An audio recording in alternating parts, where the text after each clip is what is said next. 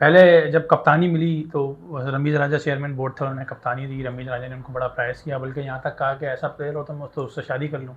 जो टीवी पे बैठ के ये बात कर रहे हो कि Babar Azam not like a T20 player, उसके साथ आप अंडर कैप्टनसी T20 का टूर्नामेंट खेल लो।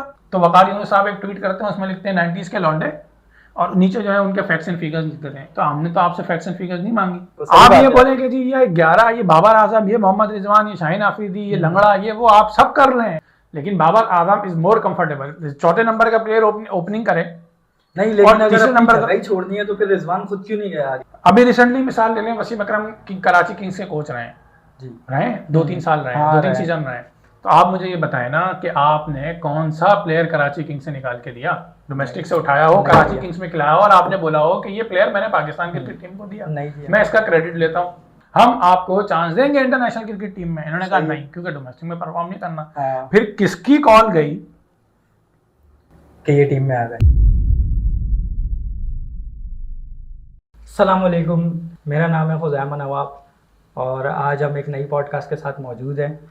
और हमारे साथ जो आज गेस्ट मौजूद है, एक क्रिकेट की दुनिया में नया कदम रखने वाले, क्रिकेट एनालिसिस करने वाले, जो हम दिन ब दिन देख रहे हैं कि ग्रो कर रहे हैं यूट्यूब पे माशाल्लाह से, बसीर हुसैनी।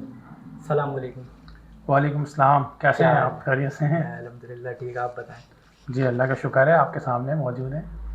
क्या चल रहा है आजकल? यार आजकल क्या चल रहा है, आजकल अपनी एक प्राइवेट फर्म में जॉब है, तो वो जॉब चल रही है, साथ साथ आपने तारुफ कराई दिया है, तो क्रिकेट के हवाले से यूट्यूब पे मुख्तलिफ मौज़ूआत पर मुख्तलिफ एनालिसिस करते रहते हैं।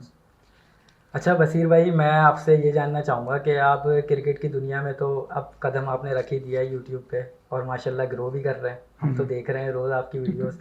आप कंसिस्टेंट भी हैं यूट्यूब पे, और फेसबुक पे तो समझ लें कि बिल्कुल एक वायरल वाली चीज़ आपकी वीडियोस चल रही है, अल्लाह का शुक्र। तो बसीर भाई, मेरा आपसे सवाल ये है पहला, कि पहले आप थोड़ा सा हमारी ऑडियंस को अपने बारे में बताएं कुछ। यार क्रिकेट के हवाले से मैं अपनी जर्नी बताऊं या वैसे ओवरऑल भी? ओवरऑल एक इंट्रोडक्शन करवा मैं बताता हूँ आपको। अच्छा, मेरी जो एजुकेशन है वो मैंने मास्टर्स किया है पब्लिक एडमिनिस्ट्रेशन में, अच्छा, कराची यूनिवर्सिटी से। और उसके अलावा मैं मतलब जो मेरा एक्सपीरियंस है, वर्किंग एक्सपीरियंस, वो 5 ईयर्स का है, जिसमें मैंने मुख्तलिफ इंटरनेशनल NGOs में जॉब की है, एक निजी अस्पताल में भी जॉब की है। करंटली मैं अभी जो है वो लोकल NGO है जो एजुकेशन का बहुत बड़ा सेटअप चला रही है, तो उसके अंदर एज आ जो है वो RMD ऑफिसर काम कर रहा हूँ। डोनेशन के हवाले से हम उस पर काम कर रहे होते हैं। तो ये है। बाकी जो क्रिकेट के हवाले से बात करें तो जहाँ मेरी पैदाइश हुई जिस मोहल्ले के अंदर, लाइंजेरिया में, तो वहाँ वैसे ही क्रिकेट का बहुत क्रेज़ था, और बासित अली, शाहजेब हसन और इन जैसे बड़े बड़े प्लेयर ने जन्म लिया उस सॉइल से, लाइंजेरिया की उसके उस इलाके से, और बड़े बड़े क्रिकेटर्स निकले, फर्स्ट क्लास तक खेले। तो शुरू से हम जो है ना वो क्रिकेट देखते हुए आते थे। फिर हम जॉइंट फैमिली सिस्टम में रहे, तो जब दादा हयात थे तो बड़ा सा आंगन था हमारे दादा के घर में, तो जब ये दावत होती थी, सारे ताया चाचा के लड़के, फुप्पो के लड़के और सब जमा होते थे, तो मुझे याद है कि सारे कज़न बशमूल हमारे वालिद साहब, चाचा, ताया, फुप्पा, सब जो है ना वो क्रिकेट खेलते थे। उस वक्त हम बहुत छोटे थे और मतलब पुख्तगी की उम्र में आ रहे थे, तो हम देखते थे कि सारे कज़न ना, हर साइज़ का कज़न और चाचा ताया भी मिलके जो है ना वो क्रिकेट खेल रहे हैं। बाकी हमारे जो चाचा थे अनवर हुसैनी, वो अभी सहाफ़त में है, लेकिन वो उनका भी क्रिकेट से बहुत रुझान था, उन्होंने बहुत आगे तक क्रिकेट खेली भी, कंटिन्यू भी रखी उन्होंने। तो फिर बहरहाल वो आगे उसको इंटरनेशनल लेवल तक कंटिन्यू नहीं कर सके, तो घर के अंदर एक माहौल था। फिर हमारे वालिद साहब क्रिकेट के मतलब बहुत बड़े फ़ैन थे, जितनी कोई सी भी सीरीज़ हो वो उनके आंखों से ओझल नहीं होती थी, वो देखते थे, जितना बड़ा टूर्नामेंट हो वो देखते थे। हमारे तायाबू अभी तक जो है वो क्रिकेट का उनके अंदर क्रेज़ है, जितने चाचा हैं उनके अंदर जो है ना वो क्रिकेट का क्रेज़ है। तो ये बाय बर्थ भी, और फिर इलाके के अंदर भी, जहाँ लाइंजीरिया जैसे इलाका में पैदा हुए, तो वहाँ पे हमने शुरू से क्रिकेट देखी। और जब हम भी बड़े हो गए तो एक ही स्पोर्ट्स पता था कि क्रिकेट, क्रिकेट क्रिकेट क्रिकेट, उसी से इमोशंस जुड़ी। अगर कोई ऐसा स्पोर्ट्स मेरी ज़िंदगी के अंदर है कि जिसके साथ मेरी इमोशंस जुड़ी हुई हैं, तो वो क्रिकेट थी।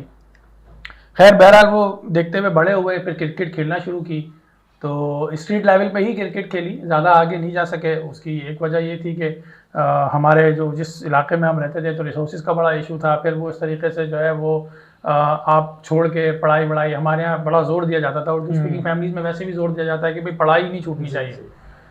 तो उसको कंटिन्यू रखना और फिर अपने करियर को भी देखना, जॉब को भी देखना, तो इन सब के नतीजे के अंदर एक चीज़ ये हुई कि क्रिकेट थोड़ी सी पीछे हो गई। फिर क्रिकेट वापस उसका बुखार चढ़ा, मैट्रिक तक तो क्रिकेट खेली, इंटर के बाद थोड़ा सा बुखार उतरा। फिर जब यूनिवर्सिटी में गए तो फिर एक बार फिर यूथ मतलब नौजवान मिले, दोस्त मिले, तो मौका मिला। लेकिन उसके साथ साथ फिर जब यूनिवर्सिटी में गए तो ये जाहिर सी बात है कि जिस मोहल्ले से हम बड़े हुए थे तो गैदरिंग और दोस्ती यारी वो शुरू से थी। तो एक तलबा तंजीम थी, उसमें उठना बैठना हो गया। हाँ। उसमें उठना बैठना हो गया तो उनके साथ बहुत सारी चीज़ें सीखी। तो उसमें एक चीज़ बोलना सीखा, और फिर एक वक्त यह आया कि बड़े बड़े मतलब ऑडियंस के सामने प्रोग्राम की होस्टिंग भी की, तकरीरें भी की, तो बोलने का फ़न वहाँ से आया, डिबेट कर भी की। तो जब ये चीज़ें आई, फिर डिग्री कंप्लीट की, अपनी प्रैक्टिकल लाइफ में आए, तो फिर कुछ दोस्तों ने मुझे ये मशवरा दिया कि यार आप क्रिकेट पे नॉलेज भी अच्छी है, क्रिकेट को आपने बचपन से फॉलो भी किया है, क्रिकेट को जानते भी हैं और आप अच्छी बात भी करते हैं। दूसरा ये है कि आप बोलना जानते हैं, जो एक कॉन्फिडेंस लेवल वाला जो बात करते हैं, नहीं होता। आपने इतने बड़े बड़े मजमे के आगे बोला हुआ है तो आपके लिए कोई मसला भी नहीं है। तो यार जब आपके पास स्किल अल्लाह ताला ने बोलने की सलाहियत दी है तो आप इसको यूटिलाइज करें। हाँ यूटिलाइज करें, और उस चीज़ पे यूटिलाइज करें जो आपका शौक हो। हम ये नहीं कह रहे हैं कि आप कुछ भी हो जाए, आपका शौक है क्रिकेट, आपने क्रिकेट को शुरू से फॉलो किया है, आपकी इमोशंस क्रिकेट के साथ जुड़ती हैं, नॉलेज भी है क्रिकेट हाँ, और आपके पास स्किल है बोलने की, तो आप क्रिकेट पे बात करना क्यों नहीं शुरू करते। तकरीबन 2-3 साल मेरे दोस्त पीछे रहे, और 2-3 साल उनकी जो है ना, आप ये समझ लें कि वो मेरे शॉपिंग करते रहे, पुश करते रहे। तो 2 साल की उनकी मेहनत फिर जब रंग लाई, जब मैंने वाकई में डिसीजन लिया, मुझे दोस्त ने जो है वो बोला कि मैं आपके साथ करने के लिए तैयार हूँ, इक्विपमेंट उसने रेडी किए और कंटेंट जो है ना शुरू में उसने बना कर देने की कोशिश की। तो उसके नतीजे के अंदर हुआ ये कि फिर स्टार्ट हो गया, और स्टार्ट हुआ तो फिर आप लोगों के सामने है कि अल्हम्दुलिल्लाह, अल्लाह का शुक्र है कि अभी तक तो खैर ऊपर नीचे चीज़ें हो जाती हैं। तो ये पूरा एक था। अच्छा, एक बात जो मैं आपको इसमें बताऊं, जो ऑडियंस के लिए भी ना बड़ी उसकी है, तो बड़ा इजी लगता था लोगों को ना, यार बसीर भाई आपने इतनी पब्लिक में बोला हुआ है, आपके पास कॉन्फिडेंस तो है, तो आप कैमरे में बोलें। लेकिन मैं ये बताऊं, ज़मीन आसमान का फ़र्क है कि आप 1000 के मजमे भी तकरीर करें और सिर्फ एक कैमरे के आगे आप बात करें ना, तो ज़मीन आसमान का फ़र्क होता है। आपका कॉन्फिडेंस शेक होता है, कैमरे की एक अपनी हैबत है, हाँ है, तो वो आपके कॉन्फिडेंस को शेक कर। खैर बहरहाल आपने जैसे बताया कि अब अल्हम्दुलिल्लाह अल्लाह का शुक्र है कि चल रही हैं चीज़ें। अच्छा, तो वसीर भाई, अब एक तो आपने क्रिकेट स्टार्ट करी, क्रिकेट पे एनालिसिस आप करते हैं। दूसरा, मैंने आपके अंदर एक चीज़ और देखी कि आप बहुत ना प्लेयर्स को क्रिटिसाइज़ नहीं करते। एक तो होता है ना पॉजिटिव क्रिटिसिज्म, एक होता है नेगेटिव। दूसरा ये है कि आप पॉजिटिव भी करते हैं ना, तो आप क्रिकेटर पे नहीं करते, आप क्रिकेट बोर्ड पे करते हैं, सिस्टम पे करते हैं। कि फिर वही बात कि अगर बुनियाद सही होगी तो क्रिकेट भी सही होगी। तो लोग जो है ना, हमारे जो नॉर्मल जो क्रिटिसाइज़ कर रहे होते हैं या क्रिकेट पे बात कर रहे होते हैं, उनका ये होता है कि वो डायरेक्ट बस क्रिकेटर को उठाया कि यार इसने परफॉर्म नहीं किया। वो ये नहीं देखते कि पीछे से वो आया कहाँ से, उसको क्या फैसिलिटीज़ मिली या नहीं मिली, क्या बैकग्राउंड है, वो चीज़ नहीं समझते। जो मेन मकसद हमारे पाकिस्तान में मुझे समझा जाता है कि सिस्टम का मसला है। तो उस पर आप थोड़ा सा बताएं कि सिस्टम के मसले में हमें थोड़ा डीप जाके बताएं कि मसला है क्या। अच्छा, ये बात आपकी ने बड़ा जो है वो गहरा पॉइंट आपने नोट किया है, और ऐसा है बिल्कुल, और मुझे अंदाज़ा नहीं था कि ऑडियंस जो है उसको नोट करती है। आपने बताया तो इसका मतलब ये है कि लोग नोट करते होंगे। यार मैं ये कहता हूँ खुजामा भाई, मेरा जो लॉजिक है, ये जो 11 प्लेयर्स है ना, ये 11 प्लेयर्स की बॉडी लैंग्वेज, इन 11 प्लेयर्स का इंटेंट, इन 11 प्लेयर्स का जो माइंड सेट है वो आप सेट करेगी, मैनेजमेंट सेट करेगी। सही है। मैं स्किल सेट के बाद, स्किल देखें मैनेजमेंट गोल के नहीं डाल सकती, सही बात है, इन्हेंस कर सकती है। हाँ, एक आपके पास सलाहियत है, उसको वो निखार देगी, उसको पॉलिश कर देगी, स्किल को पॉलिश कर देगी। लेकिन स्किल तो प्लेयर की अपनी होती है, टैलेंट अंदर से होता है। और टैलेंट तो मैं अभी भी कहता हूँ कि आप नीचे गली क्रिकेट में भी आएंगे ना, बहुत सारा टैलेंट आपको मिल जाएगा। मसला कहाँ आता है? मसला ये आता है कि जो हमारी सिस्टम है ना क्रिकेट का, उस पर कोई बात करने को तैयार नहीं होता। सही बात है। दूसरी चीज ये है कि बात तो चलो करने को तैयार नहीं होते, ओनरशिप भी लेने को कोई तैयार नहीं होता। अब आप मुझे ये बताएं कि हमारा जो क्रिकेट का सिस्टम है, इसमें कितने एक्स प्लेयर्स, बड़े बड़े नाम हैं जो दुनिया भर के अंदर क्रिकेट को सर्व करते हैं, उनका आप मुझे रोल बताएं कि कोई एक एक्स प्लेयर आए और ये बात करे कि मेरा इस सिस्टम के अंदर, इस डोमेस्टिक के स्ट्रक्चर में ये इनपुट रहा है और मैंने ये दिया है। मिसाल के तौर पे और बड़ी मैं इज्जत और तकरीम करता हूँ, सारे हमारे हीरोज़ हैं, लेकिन वसीम अकरम साहब थे। वसीम अकरम साहब का एज अ पाकिस्तानी, मतलब वो स्विंग के सुल्तान कहलाए जाते हैं, तो उन्होंने कितने ऐसे स्विंग के बॉलर, फास्ट बॉलर जो इन स्विंग आउट स्विंग करते हो वो दिए कि वसीम अकरम साहब वो टीवी पे आए और बताएं कि ये 3 प्लेयर्स थे जो मैंने पाकिस्तान क्रिकेट टीम को दिए पॉलिश करके। नहीं है, या आप मुझे ऐसे कोई 3 फास्ट बॉलर बताएं जो बैठे हों और बोला हो कि वसीम अकरम ने ना हमें तैयार किया है, आप बताएं। नहीं है। इतना तो आप तारीफ करिए, लेकिन कोई ये नहीं कहा कि मैंने इसको बनाया। नहीं, मैंने बनाया, ऐसा ही है ना। हाँ। इसी तरीके से आप बैट्समैन में आ जाएं, जावेद मियांदाद साहब आए और ये क्लेम करें कि ये जो प्लेयर्स हैं इनको मैंने बनाया, या ये मैंने पाकिस्तान क्रिकेट बोर्ड को दिए, आप बताएं। एक सेंस। तो इसका मतलब ये है कि आपका 0 इनपुट है, आप इनपुट नहीं दे सकें। अभी रिसेंटली मिसाल ले लें, वसीम अकरम की कराची किंग्स के कोच रहे हैं जी, रहे 2-3 साल रहे, हाँ, 2-3 सीजन रहे। मुझे वसीम अकरम अच्छा, वो साहब एक सेकंड, वो कोच नहीं थे, वो मेरे ख्याल में डायरेक्टर टीम के साथ मतलब हाँ, मैनेजमेंट में थे बस। ठीक है, सही है। तो आप मुझे ये बताएं ना कि आपने कौन सा प्लेयर कराची किंग्स से निकाल के दिया, डोमेस्टिक से उठाया हो, कराची किंग्स में खिलाया हो और आपने बोला हो कि ये प्लेयर मैंने पाकिस्तान क्रिकेट टीम को दिया? नहीं दिया। मैं इसका क्रेडिट लेता हूँ, नहीं लिया। इसी तरीके से शाहिद आफरीदी, इसी तरीके से जहीर अब्बास, इसी तरीके से जितने क्रिकेटर्स हैं, अनटिल अनलेस के कोई एक आध राशिद लतीफ ने जैसे क्रिकेट एकेडमी बनाई, हाँ। वो बेचारा कोशिश करता रहा और उसके प्लेयर्स आते हुए नजर भी आते हैं। इवन के कराची के लड़के जो मैं कहता हूँ कि जो बेचारा आ पाता है वो राशिद लतीफ के मरूने मिन्नत आ पाता है। सही बात। वरना खुद कराची के डोमेस्टिक में इतनी पॉलिटिक्स है कि पंजाब वालों को आपके साथ जाती करने की जरूरत ही नहीं है। सही बात है। ये आपस में राशिद लतीफ को और आप मोइन खान को बिठा दें तो इनकी नहीं बनती आपस में। सही बात। मैं बात टीवी पे बैठ जाएंगे लेकिन आपस में इनकी नहीं बनती, इनके इख्तलाफात हैं। मोइन खान की वसीम अकरम वाले लोगों से बनती है। ऐसा ही है ना। अब ये मैं देखें, आपने डीपली बात की है तो मैं आपको पूरा शुरू से लेके जा रहा हूँ। हाँ। अब आप आ जाएं अपनी मैनेजमेंट के ऊपर। तो अब आपने क्रिकेटर्स का, ये एक्स क्रिकेटर्स का रवैया देख लिया। अच्छा, अब ये सारे जो हैं इंडियन चैनल्स पे ही बैठते हैं। हाँ। शुएब अख्तर, अच्छा परफॉर्मेंसेस पे भी बात कर लें। अच्छा, ये कहते हैं कि जी इंडिविजुअल जो फैक्ट्स हैं ये मान ही नहीं रखते जब तक आप कोई बड़ा टूर्नामेंट नहीं जिताएं। यही क्लेम कर जो बाबर आजम और रिजवान के हवाले से बात होती है, सही बात होती है, मैं एग्री करता हूं इससे। लेकिन आपसे जब पूछा जाए कि भैया आपने कितने आईसीसी टूर्नामेंट्स पाकिस्तान को जितवाए, तो वकार यूनुस साहब एक ट्वीट करते हैं, उसमें लिखते हैं 90s के लौंडे, और नीचे जो है उनके फैक्ट्स एंड फिगर्स लिखते हैं। तो हमने तो आपसे फैक्ट्स एंड फिगर्स नहीं मांगी। सही है। हम तो कहते हैं कि आप इनस्विंग के बादशाह थे भाई, आप यॉर्कर्स के बादशाह थे, हम मानते हैं आप आपको ऐसा हीरो हम तस्लीम कर रहे हैं। लेकिन जो फॉर्मूला आप दूसरों पे लगाते हो, आप कहते हो कि ये टीम को इंस्पिरेशन नहीं दे रही यूथ को, तो आपने कौन सी इंस्पिरेशन दी आने वाली यूथ को? मैं जो बाबर आजम के लिए बात करता हूँ, देखिए मैं बाबर आजम के लिए बात नहीं करता, मैं उस बुराई के लिए बात करता हूँ जो बाबर आजम पे रख के क्रिकेट टीम में तबाही हो जाएगी। वो भले कोई भी लड़का हो। अब इस लेवल का कोई भी प्लेयर आएगा बाबर आजम की तरह खेलता हुआ, या बाबर आजम की तरह कोई भी मेहनत करेगा, तो ये सोचेगा मेहनत का फायदा तो है नहीं, 4 लोग बैठ के बुराइयां मेरी सिलेक्शन का फैसला कर देंगे। हाँ। ऐसा ही है ना। खैर, ये अब इनका आपका सिस्टम चला, बीच में फिर ये यूनुस खान आए, उन्होंने 2009 का जो है वो आपको T20 का जो वर्ल्ड कप था वो जिताया अपनी कप्तानी के अंदर। और फौरन बात क्या हुआ, जो जिताने वाले प्लेयर्स थे, शाहिद आफरीदी सेमीफाइनल फाइनल के मैन ऑफ द मैच थे, आपको याद हो। साउथ अफ्रीका और इंग्लैंड के खिलाफ जो मैच हो, इंग्लैंड था सेमीफाइनल और फाइनल उससे श्रीलंका से मादरत, तो उसमें मैन ऑफ द मैच थे दोनों में।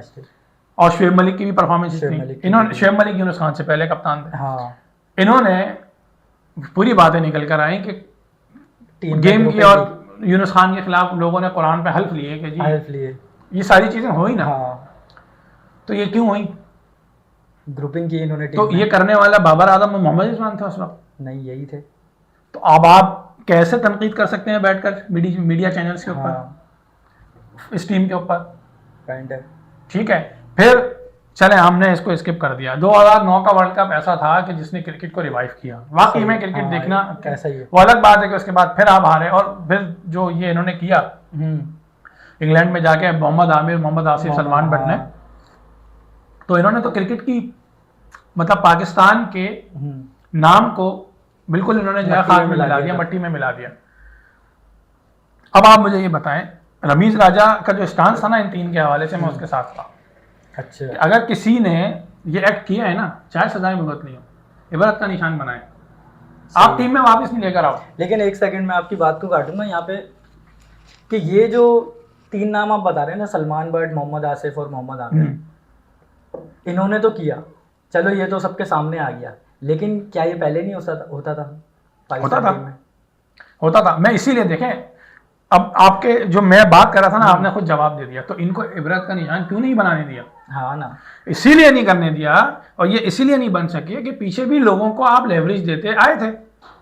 1999 का जो वर्ल्ड कप था, हाँ, वसीम अकरम के हवाले से तो पूरी कमीशन की रिपोर्ट है। अब वही वाली बात है कि हम ये बात नहीं करते, किसी पे एलिगेशन वाली बात करता भी नहीं, ठीक है ना, वो बात सामने आई, लेकिन रिपोर्टें कमीशन की थी, वो कमीशन की रिपोर्ट सामने आई, मीडिया चैनल्स ने चलाई। हाँ। इवन के उमर शरीफ के उस वक्त आप शो देखें तो उमर शरीफ क्रिकेट टीम को क्रिटिसाइज कर रहे हैं 99 की वर्ल्ड कप की जर्सी पहनाकर, हाँ। अपने स्टेज शो के अंदर कि इनको इनसे खेलने से बेहतर तो ये है कि ये वाले मामला करा लो इनसे। तो इतनी जो है ज़बान ज़द आम था, आपको फिर भी रिगार्ड किया गया, आपको ऑनर किया गया, आपने कमेंट्री की, दुनिया भर के अंदर आपको जो है वो इंडिया जो है वो बुलाता है। अच्छा, अब आ जाएं आप, ये जो करंट प्लेयर, इन तीनों को भी आपने जो है ना वो उस प्रोसेस में नहीं गुजरने दिया। जो डिसिप्लिन कमेटी थी, उस मेरा ये ख्वाहिश थी कि जो रमीज राजा, मिसबा और हफीज़ की थी, इनको नहीं खिलाना चाहिए, ये आपने खिलाया, आपने इन पे एहसान किया। अच्छा, ठीक है, ये भी जो है रमीज राजा ने तो बोला था कि मैं मोहम्मद आमिर को वापस नहीं आने दूंगा। सलमान बट का भी था, लेकिन मोहम्मद आसिफ का तो चांस था ही नहीं उस टाइम पे। मोहम्मद आमिर की खैर खास बात चल रही थी कि यार इसको आना चाहिए, सही। लेकिन फिर कौन ऐसा बंदा एकदम इसमें सिस्टम में आया जो मोहम्मद आमिर को लेकर आ गया? यार मैनेजमेंट चेयरमैन तो रमीज राजा था ना उस टाइम पे। नहीं, चेयरमैन तो बहुत बाद में है रमीज राजा। रमीज राजा ने ये बात कही कि मैं अपने, जब मैं चेयरमैन अच्छा, उसने कमेंट्री में बोली थी। हाँ, उसकी ये वो थी, मैं उस वक्त तो चेयरमैन एहसान मानी थे, या उससे पहले कोई नजम शेख, ज़का अशरफ थे शायद ज़का अशरफ थे। खैर बहरहाल जो भी मैनेजमेंट थी, मैनेजमेंट तो देखें आपका जिस तरह सियासत है ना, सियासत के अंदर हुकूमतें आती जाती हैं, लेकिन जो ब्यूरोक्रेट्स होते हैं ना, जो इस्टेब्लिशमेंट के पुर्जे होते हैं, जो इस पार्टी में उस पार्टी में जा रहे होते हैं और इस्टेब्लिशमेंट उनको जिता रही होती है, बिल्कुल हर इदारे का ये हाल है कि इस्टेब्लिशमेंट के कुछ मोहरे होते हैं, वो बैठे हुए होते हैं, जो आपकी क्रिकेट को चला रहे होते हैं, जो आपके बोर्ड को, आपके इदारे को चला रहे होते हैं, ऊपर सुदूर आते जाते हैं, बॉडी में नीचे वही बैठे हुए होते हैं। बहरहाल उन्होंने वापस, ठीक है जी, मोहम्मद आमिर के साथ जाते हुए आपने वापस लिया है। अच्छा देखें, वो आपने मिसाल दी स्टीव स्मिथ की, यार देखें उसको भी तो वापस लाए। देखें दुनिया भर के जो क्रिकेट बोर्ड है या दुनिया भर के कौमें जो है ना, वेल इस्टेब्लिश्ड हैं, आपकी कौम वेल इस्टेब्लिश नहीं है। सही बात, ठीक है, आपको कोई ना कोई एग्जांपल सेट करनी पड़ती है ताकि जो नौजवान लड़का जो आ रहा है वो उससे बचे। मोहम्मद आमिर के बाद मामला नहीं आया, शर्जील खान का मामला नहीं आया, खालिद लतीफ़ का मामला नहीं आया, दानिश कनेरिया का मामला नहीं आया। क्यों आए ये मामला? इसीलिए आया कि आपने रोकथाम नहीं करी। आप अगर वहाँ पे मिसाल बना देते तो ये, सॉरी टू से, ये आगे भी कंटिन्यू होंगे, क्योंकि अभी भी नहीं हुआ इनके साथ कुछ भी। बिल्कुल होंगे, सिस्टम ने कोई एक्शन नहीं लिया। बिल्कुल भाई, मोहम्मद रिजवान खलता क्यों है? उसकी वजह ये है कि वो मजहबी आदमी इन चीज़ों को पसंद नहीं करता। अच्छा, ये मैं आपको बता रहा हूँ ऑन रिकॉर्ड। उसने बैटिंग कंपनी का इश्तिहार लगाने से मना कर दिया ना। अच्छा, अरबों रुपए की इन्वेस्टमेंट थी जो बोर्ड में पैसे आते। पीएसएल में मुल्तान सुल्तान को जो बैटिंग कंपनी इश्तिहार लगाने का कह रही थी, और बाबर को भी कहा, 10 मिलियन रुपए की ऑफर थी, 10 मिलियन की। अच्छा। बाबर को, जो बाबर ने मना किया। खैर ये एक साइड उस पर। फिर खैर ये आपकी क्रिकेट आगे चली, फिर हमें जो है वो 2017 में सरफराज ने चैंपियंस ट्रॉफी जिता के दी। बिल्कुल, ठीक है। अच्छा, वो लड़के कौन थे जो खेल रहे थे? शादाब खान, हसन अली, बाबर आजम, फखर जमान, ये लड़के थे सारे। सरफराज ने आपको चैंपियंस ट्रॉफी जिता के दी। उसके बाद आपके बोर्ड चेयरमैन एहसान मानी को पता नहीं क्या होता है, वो सरफराज को हटा देते हैं। अच्छा, इस पर भी मैं आपसे गहरी बात करूँ। सरफराज साहब ने ना, ठीक है, 11 T20 की सीरीज जिताई थी, ये बात बिल्कुल हक पर है, कंटिन्यूसली। लेकिन चैंपियंस ट्रॉफी के बाद हम 3 लगातार सीरीज हारे थे। हाँ, जिस पर एक प्रेस कॉन्फ्रेंस में साफ़ी ने सवाल किया था, तो सरफराज ने कहा था नेक्स्ट क्वेश्चन। भाई Y next question?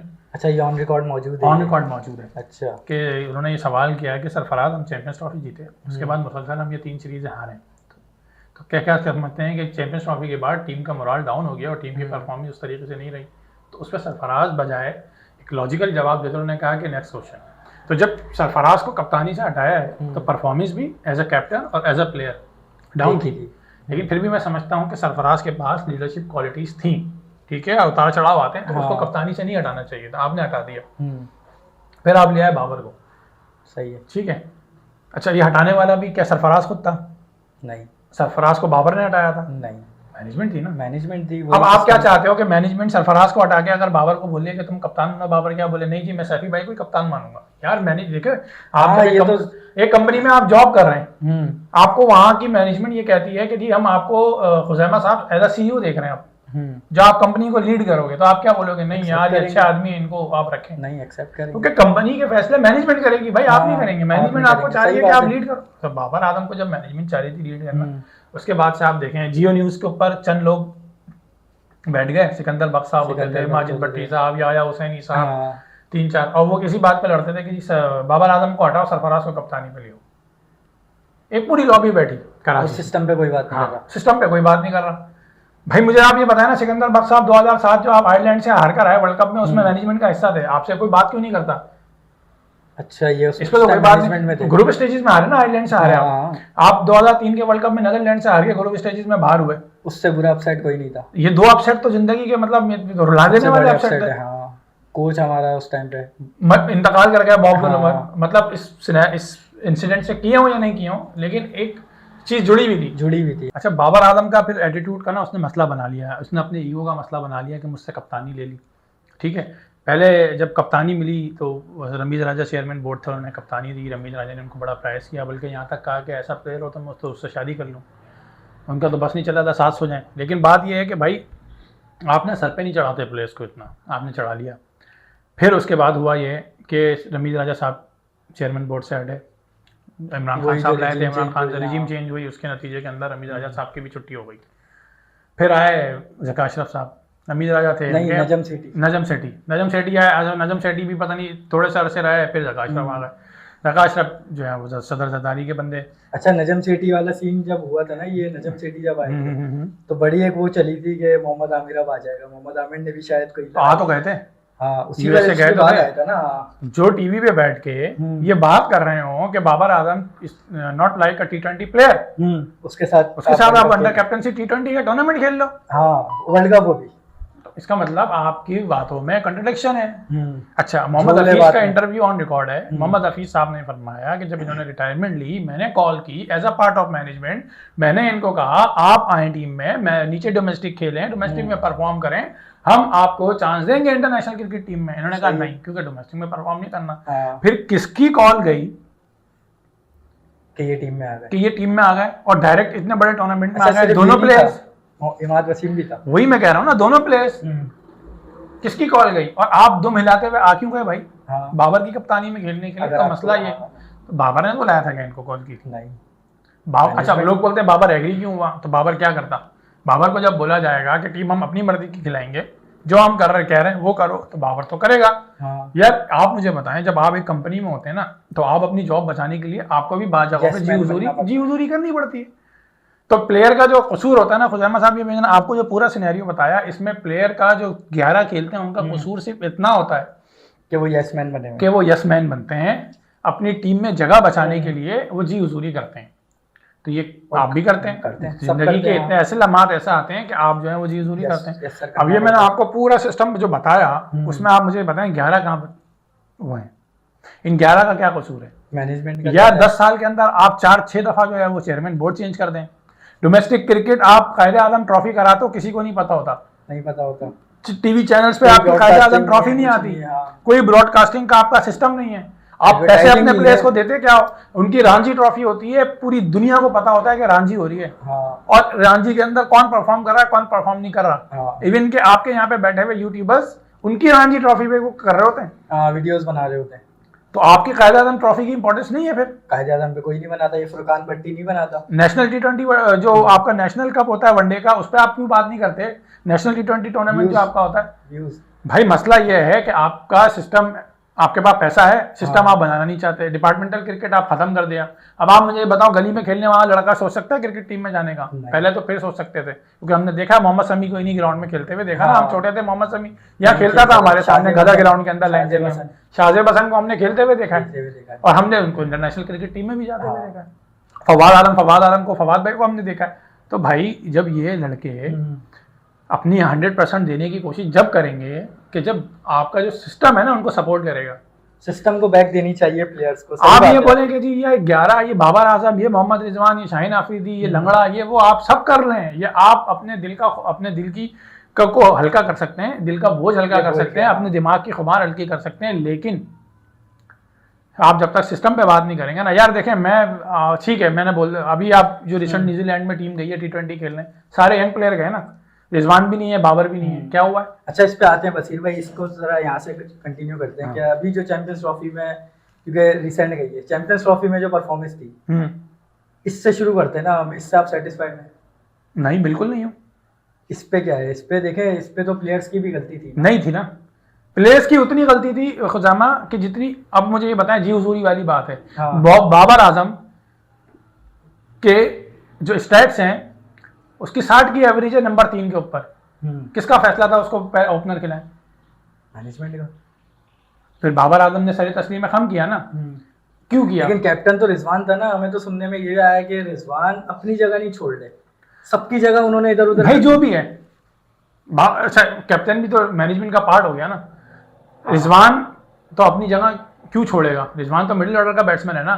Babar Azam ने तो फिर ओपनिंग की हुई है, रिजवान ने भी की हुई है, ठीक है, दोनों ने की हुई है, लेकिन Babar Azam is more comfortable. चौथे नंबर का प्लेयर ओपनिंग करे नहीं, लेकिन अगर तीसरे नंबर का छोड़नी है तो फिर रिजवान खुद क्यों नहीं गया आगे? मैं वही बता रहा हूँ ना, उसमें फर्क क्या है। देखिए पहली चीज ये होती है कि अगर पहले बॉलिंग आ गई तो जो विकेट कीपिंग होती है ना, वो एक 50 ओवर्स की पूरी एक जॉब होती है अलग से। हाँ, वो फील्डर की जॉब अलग होती है। आपके हर ओवर की 2 गेंदें तो कीपर के पास जाती हैं, नहीं जाती? हाँ, जाती हैं। ये एवरेज होता है, तो वो बिजी प्लेयर होता है। 50 ओवर्स बॉलिंग विकेट कीपिंग करने के बाद वो आके ओपनिंग नहीं कर सकता। सही बात है, ये यूनिवर्सल ट्रूथ है।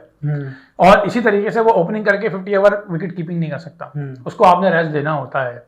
तो रिजवान तो, और अच्छा फिर आप मजे की बात यह है कि चौथी पोजीशन पे खेलने वाला प्लेयर ज्यादा कंफर्टेबल होगा ओपनिंग में या तीसरी पोजीशन पर? तीसरी वाला। ऑन पेपर देखा जाए तो तीसरा वाला होगा, क्योंकि मिसाल के तौर पे कि जब भी बाबर खेलता है तो पाकिस्तान की ओपनिंग पार्टनरशिप तो इतनी नहीं होती, तो बाबर को तो पहले दूसरा ओवर में वैसे ही आ जाता है। पहले ओवर में तो बाबर को तो जो है वो शुरू के ओवर खेलने का एक्सपीरियंस था, तो इस वजह से बाबर पे फैसला हुआ। लेकिन मसला ये है कि भाई ऐसी नौबत ही क्यों आई? क्या फखर जमान और साहिब अयूब के इंजर्ड होने के बाद या साहिब अयूब के इंजर्ड होने के बाद आपकी टीम क्रिकेट टीम बांझ हो गई थी? यही तो सवाल है कि मोहम्मद रिजवान ये कह रहा है ना प्रेस कॉन्फ्रेंस में बैठ के कि हमारी तो बैकबोन था साहिब अयूब। यार एक प्लेयर आपको एक सीरीज जिता के पूरी बैकबोन, भाई मैनेजमेंट नहीं दे रही ना। मैनेजमेंट का सिलेक्शन कमेटी क्या कर रही थी? सिलेक्शन कमेटी, हम चीखते रह गए पूरे, मेरा भी आप वीडियोस देखेंगे, मैं चीखता रह गया कि भाई एक ओपनर एक स्पिनर कम है, हाँ। एक ओपनर एक स्पिनर कम है, एक ओपनर एक स्पिनर कम है, तो मसला आप ओपनर लेके नहीं गए। आप जब लेके नहीं गए तो आपने खमियाजा भुगता। ये इसमें बाबर की भी गलती है कि आपने एग्री क्यों किया। लेकिन यही वाली बात है कि बाबर अगर ये बोल दे कि यार मैं ओपनिंग नहीं कर सकता, तो जो बाबर के साथ अभी हुआ है वो पहले हो जाता, आप बाहर बैठे। सही बात है, हाँ। तो भाई प्लेयर तो जी हुजूरी करेगा। बाबर आजम की अपनी चल रही होती तो कभी भी इमाद वसीम और मोहम्मद आमिर को खेलने देता वो अपने नीचे? नहीं खेलने देता। तो ये किसका फैसला था? मैनेजमेंट का फैसला था ना। तो आप अपनी ये जो आप पूरी कहानी मैं आपको सुना रहा हूँ, इसके अंदर यार प्लेयर सिर्फ इतना होता है कि उसने जो है ना जी हुजूरी करनी होती है, और बाद दफा उसके एटीट्यूड का मसला आ जाता है, खुमार भी चढ़ जाता है, होता है, उसको ठीक करना मैनेजमेंट का ही काम होता है, सर पे चढ़ाना नहीं काम होता मैनेजमेंट का। तो मैनेजमेंट सोशल मीडिया के प्रेशर के ऊपर हर 2 सीरीजों बाद कप्तानी चेंज करे, हर एक सीरीज के बाद 10 सालों के अंदर आपके 8 जो है वो चेयरमैन बोर्ड वापस जो है वो तब्दील हो जाए, तो किस तरह सिस्टम चलेगा? अबे कोच नहीं टिकता आपका यार कोई। हाँ, और कोच के साथ एक सीरीज के लिए आप कोच लगाते हो, सही बात है। कौन बात करेगा? ऐसे टीम ये जो आपने फिजियो रखा हुआ है, इससे कौन पूछेगा कि भाई तुम बताओ हारिस सुहेल की इंजरी, तुम बताओ एहसानुल्लाह की इंजरी, तुम मुझे ये बताओ कि ये फखर जमान कैसा फिट होकर आया कि पहले मैच के अंदर उसने डाइव मारी, उसकी कमर की मां उसकी कमर की जो है बच गई। अपना शाहीन की इंजरी, शाहीन जो है वो इंजरी के बाद आया, उससे 140 ऊपर 130 से ऊपर बॉल नहीं जा रही। हारिस रऊफ इंजरी के बाद आया, उसकी लेंथ बिल्कुल खत्म है। आप हारिस सुहेल का करियर खत्म होने जा रहा है, साइम अयूब की इंजरी। तो भाई आपका ये जो क्लिफी बैठा हुआ है फिजियो, इस पे कौन पूछेगा? और जो कोच बना दिया इन्होंने, बैटिंग कोच बनाया, वो कपड़े धोया करते थे पाकिस्तान क्रिकेट टीम के अंदर, कपड़े धो के सुखाया करते थे। सलीम साहब नाम है शायद उनका। अच्छा, कोच बना इनको अभी कोच बनाया, बैटिंग कोच। तो ये क्या बाबर आजम ने बनाया है? नहीं। ये क्या क्रिकेट प्लेयर्स की वो होती है? अच्छा 20% या 10% जो भी आप अगर देखें 50-50% कर लें, 50-50 उनकी है। लेकिन मैं कहता हूँ 50% भी क्यों है? आप कितना बजट है आपके बोर्ड का? 50% भी बोर्ड की मैनेजमेंट की तरफ से। मैनेजमेंट जब शिकायत करेगी, मैं तो एक तो बात मुझे ये बताया ना, आपका चेयरमैन बोर्ड सियासी भर्तियों पे क्यों आता है? सही बात है, ये तो सियासी सिस्टम पसंद और हमारा नापसंद पाकिस्तान का मसला है ही ना, सिस्टम का तो। भाई इलेक्टोरल सिस्टम बना देना आप। हम्म। आप एक बॉडी बनाएं, बोर्ड ऑफ डायरेक्टर्स बनाएं, वो इलेक्ट करेंगे चेयरमैन बोर्ड को। आप उस इलेक्शन को हाईजैक कर लें, उस इलेक्शन को लंगड़ा लूला कर दें, लेकिन आप बनाए इलेक्टोरल सिस्टम। ये नहीं हुआ है कि कोई नया वजीर आजम आया वो अपनी अपना बंदा बिठा दिया। ये नहीं हो। आप ये जो इलेक्टोरल चल रहा बॉडी बनाए, सीनियरिटी के हिसाब से 3 नाम चुने, जो इलेक्टोरल सिस्टम होता है इन 3 नामों में से कोई एक नाम बनाए। रमीज राजा साहब इमरान खान को पसंद थे तो इमरान खान ने रेम्बो को बना दिया। नजम सेठी को कोई और पसंद था तो उनको नवाज शरीफ को नजम सेठी पसंद थे, अदारी साहब को दगा अशरफ पसंद थे। मुझे तो ये सबके अपने अपने चेयरमैन बने हुए, जो आता है वो अपना चेयरमैन लेके आ जाता है। ऐसा ही है। अच्छा, अब ये तो हमने देखे पूरी ओवरऑल बात कर ली कुछ पिछले सिस्टम। ये मैंने आपको बताया कि भाई मैं मैनेजमेंट पे क्यों करता हूँ क्रिटिसाइज, क्योंकि मैनेजमेंट का पीछे से मसला चला आ रहा है, वो पूरा सब चल रहा, सिस्टम ही हमारा ऐसा है। अच्छा, अब करंट सिचुएशन पे बात करते हैं ना। करंट में हमारी जो अभी जो टीम है फिलहाल जो अभी बनी है, वो मैंने क्रिकेट इतनी देखी नहीं है अभी जो चैंपियंस ट्रॉफी के बाद। तो ये कह रहे थे कि चेंज होगा, ये होगा, बिल्कुल एक नई टीम बनेगी, यंगस्टर्स आएंगे, डोमेस्टिक से लड़के आएंगे, बहुत सारे नाम भी सामने आए। तो अभी फिर न्यूजीलैंड जो टीम गई है, आप देख लें क्या हाल है। खुदा भाई मुझे एक बात बताएं, ये आपकी बात ठीक है, इन्होंने पूरे यंग टीम भेजी है, ये बिल्कुल ठीक बात है। अब आप मुझे एक बात बताएं, दुनिया का कोई फार्मूला ऐसा है कि यंग प्लेयर की आप पूरी एक टीम तरतीब दें और भेज दें न्यूजीलैंड, हाँ किसी भी टूर पे भेज दें? दुनिया का कौन सा ऐसा फार्मूला है कि उस टीम में सीनियर प्लेयर्स ना हो और आप उनको ग्रूम कैसे कौन करेगा? छोटी सी मिसाल ले लें आप, जो पहला मैच था बॉलिंग पिच थी, ठीक है, चमकती हुई पिच थी, बॉलिंग पिच थी यार, आप इंटरनेट के चक्कर पे हर बॉल खड़ी कर रहे हो। अब आप मुझे ये बताएं, एक आपको मैं केस स्टडी देता हूं, मोहम्मद हारिस खेल रहा है, उसने लगाई खराब शॉट, हाँ ठीक है, आउट नहीं हुआ, नॉन स्ट्राइकर एंड पे कौन खड़ा होगा जो जाके उसको समझाएगा कि भाई तूने ये शॉट खराब खेली है इस पिच के हिसाब से? बाबर, रिजवान, फखर जमान, जहादार खान जाएगा, इरफान खान जूनियर जाएगा, अब्दुल समद से आप एक्सपेक्ट कर रहे हो जाएगा, शदाब खान जो बॉलिंग ऑलराउंडर है वो जाएगा, शाहिनशाह अफरीदी फास्ट बॉलर जाके समझाएगा उसको, ये सलमान अली आगा समझाएगा। अभी सलमान अली आगा का काम है अभी तो। सलमान अली आगा कितना समझाएगा? सलमान अली आगा की तो खुद इतनी क्रिकेट नहीं है भाई। हाँ ना, यही तो सारा मसला है। तो भाई ये जो शुभमन गिल नहीं खेलता क्या? हार्दिक पांड्या अभी तक T20 की टीम में नहीं जाता क्या? विराट कोहली अक्सर टूर पे नहीं जाते क्या? रोहित शर्मा अभी तक नहीं खेल लेते क्या T20? हाँ ना, खेल लेते ना भाई। MS धोनी तो खेलता रहा आखिर तक। प्लेयर को पहले तैयार करने के लिए, अबे भाई प्लेयर तैयार होता है सीनियर प्लेयर्स की निगरानी में। 2021 का T20 वर्ल्ड कप के सेमीफाइनल में जब आप ऑस्ट्रेलिया से हारे हो, जिसमें आपने इंडिया को 152-0 किया, शुएब मलिक, मोहम्मद हफीज जैसे 2 प्लेयर थे, दोनों ऑलराउंडर थे, दोनों थे जिन्होंने बॉलिंग को भी चलाया, बैटिंग को भी चलाया। सही बात है। हाँ, चैंपियंस ट्रॉफी 2017 की जीते शुएब मलिक, सरफराज अहमद, मोहम्मद हफीज मौजूद थे जिन्होंने एंकर किया। अजहर अली भी था, अजहर अली जिन्होंने इस टीम को चलाया। अजहर अली ने ओपनिंग पार्टनरशिप फखर के साथ की थी। तो भाई ये प्लेयर्स बने ना। और आप अंडररेट करते हो अजहर अली की फाइनल की इनिंग को, क्योंकि फखर ने सेंचुरी मार दी थी। फखर तो आउट हो गए थे 9 बॉल के ऊपर। फखर से बहुत ज्यादा वेल एस्टेब्लिश इनिंग थी अजहर अली की, और वो रन आउट हुआ है। चले इसको आप प्लेयर की तो इंडिविजुअल, मैं तो आपसे ये बात कर रहा हूँ ना, आपने बच्चों की टीम बनाई, यंगस्टर की टीम बना दी, अबे भाई उनको समझाएगा कौन? और वो कोच साहब कहाँ है जो पिच को असिस्ट करने वाली बात मैं कर रहा हूँ? अबे भाई कोच का काम नहीं है, मैनेजमेंट का काम नहीं है। तुम यहाँ बैठ के तो बोल रहे हो आपके टेस्ट क्रिकेट जीतने का फॉर्मूला क्या है? पिचों पे झाड़ू फेर दो और स्पिनर खिला दो। बड़े हीरो बन रहे थे आप जब आपको टीम मैनेजमेंट में हिस्सा दिया, आपको हेड कोच बनाया, तो तुम्हें वहां पे पिच नजर नहीं आई? वहां तुमने यूं हाथ मार के फॉर्मूला नहीं समझाया प्लेयर्स को, या उनको यही बोला जाके बस इंटेंट दिखाओ, मॉडर्न डे क्रिकेट खेलो? ये मॉडर्न डे क्रिकेट है? मॉडर्न डे क्रिकेट भी ये थोड़ी है कि बस जाओ और अंधों की तरह शुरू हो जाओ। तो भाई सीनियर प्लेयर्स की निगरानी में जूनियर प्लेयर्स तैयार होते हैं। PSL के अंदर आप, अच्छा अब ये भी इनको चुपता था कि कोई नया प्लेयर, सायम अयूब आ रहा है, बाबर आजम की तारीफ कर रहा है, सऊद शकील आ रहा है, बोल रहा है बाबर भाई ने ये सिखाया। भाई तो बाबर ही सिखाएगा ना अभी, अगर प्लेयर ही वही है तो। हाँ, टीम में है ही वही। अभी अब ये बच्चे टेक्निकली कोई शॉट गलत खेल रहे हैं तो नॉन स्ट्राइकर एंड पे तो कोई ऐसा प्लेयर नहीं है जो जाके समझा सके। सही बात है। हाँ, सलमान अली आगा की तो खुद की क्रिकेट ऐसी है कि वो न्यूजीलैंड का जो मैच था, कि उस पे मैच पे आके उसने कितनी गंदी शॉट लगा के लगाई, उसको तो अभी खुद जरूरत है मेंटोरिंग की। तो खुजैमा भाई मसला जो है ना मैनेजमेंट का होता है। अब मुझे सीधा सीधा बता दें, ये आपने नई टीम भेजी थी ना, इन लड़कों के करियर जाया करने के लिए सर ये नई टीम में तो मैं यही बोलूंगा, नई टीम में बिल्कुल आपकी बात वजह है कि आपने बोला कि यार मैनेजमेंट की गलती है। अब ये नई टीम जो भेजी है ना, अब लोगों को शायद इससे अंदाजा हो गया कि हाँ यार मैनेजमेंट। अब मैं आपको बताऊं, 2 सीरीजें खिलाएंगे इन लड़कों को, फिर सोशल मीडिया में प्रेशर होगा, बाबर और रिजवान को ले आएंगे, दोबारा ले आएंगे। हालांकि मैं बाबर और हाँ, ये रिजवान तो की बात system करता पता है हूँ, सबको हाँ क्या बाबर और रिजवान को मैं लाइक करता हूँ, पसंद करता हूँ उनकी क्रिकेट को, लेकिन ये नहीं करना चाहिए। अब आप दें ना इनको 11 सीरीजें दें, हाँ लेकिन आपको पता है कि 4 सीरीजें भी लगातार हारेंगे तो हमारी कोचिंग की चीफ सेलेक्टर की सीट हाँ, खतरे में पड़ जाएगी, कोच की हाँ। सीट खतरे में पड़ जाएगी। अच्छा, दूसरा मोहसिन नकवी साहब, भाई मोहसिन नकवी साहब आप जो है ना चेयरमैन बोर्ड है, आपका काम स्ट्रक्चर डेवलप करना है, आपने डोमेस्टिक स्ट्रक्चर डेवलप करना है, आपने टैलेंट हंटिंग करनी है, आपने ऐसा कोई मैकेनिज्म बनाना है कि टैलेंट पॉलिश हो और इंटरनेशनल टीम में आए। आप ये फैसले नहीं करेंगे कि इमाद को और आमिर को बुला के इधर खिला दो, बाबर को टीम से निकाल दो, प्लेयर को वापस ले आओ, रिटायर, आप बाबर को टीम से निकाल दो, रिजवान T20 का प्लेयर नहीं है, इसको इसमें डाल दो, नहीं यंग टीम बना दो। ओ भाई आप बहुत कुछ करना चाह रहे हैं, लेकिन उसके नतीजे के अंदर जिनके जो रोल्स हैं वो उनको आप अदा नहीं करने दे रहे। सिलेक्शन कमेटी को अपना काम करने दें, कोचिज को अपना काम करने दें, आप इस पर ध्यान नहीं दें। इंटरनेशनल क्रिकेट टीम क्या अच्छा, आप अभी क्या समझते हैं कि क्या हमारी ऐसी कोई मोहसिन नकवी को कदम उठाना चाहिए जो हमारे सिस्टम को बेहतर यार खुजैमा, क्रिकेट खत्म हो जाएगी अगर इन्होंने डोमेस्टिक पे जो है ना वो ध्यान नहीं दिया, टैलेंट ज़ाया हो जाएगा। मैं आपको बिल्कुल सीरियस बता रहा हूँ। आप अभी नेशनल वनडे कप देखें ना, उसमें प्लेयर्स बहुत अच्छे अच्छे प्लेयर्स हैं जो खेल रहे हैं। मसला ये है कि वो इंटरनेशनली पॉलिश होने चाहिए, वरना वो भी आएंगे ऊपर। अच्छा, मसला सारा ये भी तो है ना कि इंटरनेशनल पॉलिश करने के लिए इनको ऐसा वो भी तो फैसिलिटी स्टैंडर्ड्स देना आप इंटरनेशनल। भाई तो आपके पास पैसों की क्या कमी है?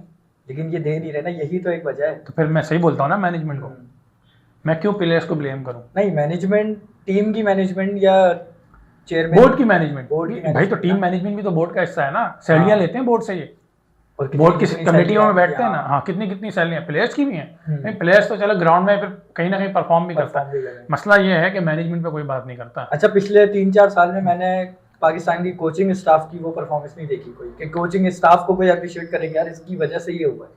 वरना आप देखें इंडिया की, आप गौतम गंभीर की तारीफें देखें हम लोग कर रहे हैं, तो यार कोई वजह है ना।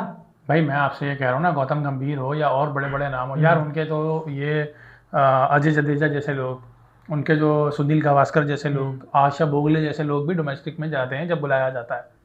यहाँ तो वसीम अकरम से सवाल हुआ, कहते हैं यार हमारी कौम बड़ी जज्बाती है, गालियाँ देना शुरू हो जाती है, इसलिए तो मैं। अबे भाई आप इसी कौम के थे, ठीक है, इस कौम ने आपको सर पे बिठाया है। सही बात है, हाँ, बने आप इंजॉय इनकी 4 गालियों की वैसे आप बोलोगे कि जी मैं अपनी क्रिकेट टीम को सपोर्ट ही नहीं करूंगा या मैं अपना टाइम नहीं दे सकता, मुझसे वैसे मेरे पास आ जाए, लेकिन मैं एज अ सैलरी क्यों भाई, क्यों नहीं लेंगे आप सैलरी? ये तो इनकी एटीट्यूड के मसला ये है कि आप में से कोई भी इन प्लेयर्स की बात कर रहा हूँ, एक्स प्लेयर्स की, आप करना ही नहीं चाहते पाकिस्तान के लिए। कुछ करना चाह रहे होते ना तो आप कर चुके होते। इंटेंट ही नहीं शो की आप इंटेंट पाकिस्तान क्रिकेट टीम की इनको बड़ी वो लगती है नेगेटिव, आपकी अपनी क्या इंटेंट है? कोलकाता नाइट राइडर्स चला जाऊंगा मैं, हाँ, वसीम अकरम, मैं इंडियन क्रिकेट टीम का भी कोच बन जाऊंगा। क्यों? उनको बड़ी एजुकेटेड कॉम लगती है इंडियन। हाँ भाई, वहाँ तो खिलाड़ियों के घरों पे हमले करते हैं वो। हाँ, वो सबको पता है। खैर, धोनी सबसे सक्सेसफुल कैप्टन है दुनिया का, फिर भी उस तक को नहीं छोड़ा था उन्होंने। हाँ, देखिए इनको बड़ी महजब कॉम लगती है, बड़ी एजुकेटेड कॉम लगती है वसीम अकरम और इनको, शोएब अख्तर को, इन लोगों को बच जाए आप। अच्छा, इसको वसीर भाई बहुत ज़्यादा हमारी कैसेट चल गई है, खैर हम इसको थोड़ा समाप्त की तरफ चलते हैं, एंड करते हैं इसको वीडियो को। तो आखिरी में मैं आपसे ये पूछूंगा कि वसीर भाई आपको बेस्ट ऑफ लक। आप अपने चैनल आपने अभी स्टार्ट किया और आपका चल रहा है माशाल्लाह अच्छा, कि आगे आप ग्रो करते रहें और इसको अच्छे से, बहुत अच्छे से कैरी ऑन करें। जज़ाकल्लाह भाई, इंशाल्लाह ज़रूर। तो क्रिकेट पे आज से हमने जो बात करी है आपसे आज, आई होप के लोगों को समझ आ गई होगी ये प्रॉब्लम कहाँ आ रही है हमें, कैसे टीम में है या भाई समझना जरूरी है आवाम को। हाँ, जब तक हमारी कौम नहीं समझेगी ना तो नहीं। क्योंकि कुछ लोग मैं देख रहा हूँ ना जो यूट्यूब पे बैठे हैं, वो क्या उकसा रहे हैं और क्या, अगर 5 मिनट में एक मिसाल में आपको, एक मिसाल से ना लोगों को समझाता हूँ। एक आदमी के जिस्म पे फोड़ा हुआ, ठीक है, उससे उसको हुआ बुखार, डॉक्टर वो क्या कर रहा है, डॉक्टर के पास जा रहा है, डॉक्टर उसको दे रहा है पैनाडोल, उसने पैनाडोल खाई, बुखार खत्म, फिर बुखार चढ़ गया, फिर पैनाडोल खाई, बुखार चढ़ गया। डॉक्टर उसके फोड़े की सर्जरी नहीं कर रहा। तो मेरे भाई ज़रूरी ये है कि आप फोड़े की सर्जरी करें, जो बात है, ठीक है। ये पैनाडोल के जरिए रफ्ती तौर पे बुखार नहीं उतारे हैं कि इस प्लेयर को निकाल दो, उस प्लेयर को ले आओ, उसको निकाल दो, इसको ले आओ, चेयरमैन चेंज नहीं। आप पूरा स्ट्रक्चर जो फोड़ा जो गंद है ना वहाँ उसकी सर्जरी करें, आप देखें फिर कैसे परफॉर्म नहीं करती टीम करेगी। सिस्टम का ये वो मसला है, क्योंकि देखिए इंडिया में भी गंगोली आए थे ना कप्तान इंडिया के, उन्होंने जो है ना, आप देखें इंडिया की क्रिकेट रिवाइव गंगोली के बाद से हुई है। हाँ। गंगोली जब क्रिकेट टीम के कप्तान बने थे ना, फिर वो फारिग हुए और उसके बाद वो गए, उन्होंने सर्व किया इंडियन क्रिकेट बीसीसीआई के लिए। आप देखें उन्होंने कितना, उन्होंने पूरी सर्जरी की है। सही। आप कुछ मैसेज देना चाह रहे हैं हमारी ऑडियंस को तो दे दें। यार बस मेरा मैसेज इतना सा है कि जो है ना, कुछ भी है, ये अच्छा खेलें बुरा खेलें और जितनी गंदी क्रिकेट खेलें, सबसे पहले ना आपका मुल्क और आपकी जो पेट्रियाटिज़म है ना, जो मुल्क के साथ मोहब्बत है, हुब्बुल वतनी है, वो पहले रहनी चाहिए। मुल्क के हालात जैसे भी हों, जिस भी कंडीशन में हम रह रहे हों, आपने ज़िंदगी के हर फैसले के अंदर ना, आपने देखें ये मुल्क से हमारी पहचान है, इस वतन से हमारी पहचान है, तो इसको आपने आगे रखना है। इसको लेट डाउन नहीं करिएगा। अपने प्लेयर्स को गाली देना, अपने प्लेयर्स को बुली करना, अपने किसी भी सियासतदान को बुली करना, हाँ तनकीद करें बड़ा इस्लाह के लिए, लेकिन जहाँ भी बात वतन की आए तो आपने जो है ना हुब्बुल वतनी का मुजाहरा करना है। और ये जो पहचान आपको मिली है ना पाकिस्तानी, इस पाकिस्तानी वाली पहचान को, इस हैसियत को जो है ना वो सामने रखना है और इसी की बुनियाद के ऊपर सोचना ज़िंदगी के हर मैदान में, ज़िंदगी के हर पहलू में। Thank you so much Bashir भाई, आपका आने का यहाँ पे बहुत शुक्रिया। बड़ा अच्छा लगा भाई आपसे बात करके भी। आपने इतना अपना कीमती वक्त निकाला। Thank you. आपने बताया कि वीडियो भी रिकॉर्ड करनी है। Thank you. हाँ बिल्कुल ऐसा ही है। अपने चैनल के लिए भी काम करना है, कितना मुश्किल होता है मैं समझ सकता हूँ। बिल्कुल ऐसा ही है भाई, डेली अपलोड करना। ऐसा ही। Thank you so much Bashir भाई, nice to meet you. I hope कि आप लोगों को ये हमारी आज की गुफ्तगू समझ आई होगी, पसंद भी आई होगी। अगर समझ आई है, आप वीडियो आपने यहाँ तक देख ली है, तो आप चैनल को सब्सक्राइब कर लें और वीडियो को लाइक कर लीजिएगा। Thank you so much. Allah हाफ़िज़।